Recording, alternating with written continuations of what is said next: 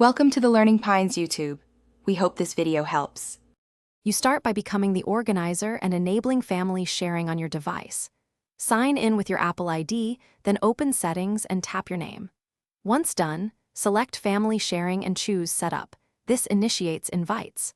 Add family members by sending an invite via iMessage or entering their Apple ID. Make sure they accept on their device. You're establishing permissions and payment sharing now, so verify the primary payment method and one shared location if needed before continuing. After invites are accepted, you enable Apple Music for the group by subscribing to the family plan in App Store account subscriptions. Once subscribed, go back to family sharing and confirm Apple Music is listed as a shared subscription.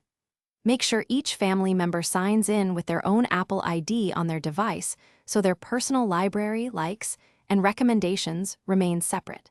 If someone already has an individual subscription, instruct them to cancel it so the family plan takes effect without billing conflicts. To finish, confirm every member opens Apple Music and sees the family plan in Settings account. You should observe one consolidated charge on the organizer's payment method. Verify that in subscriptions and purchase history.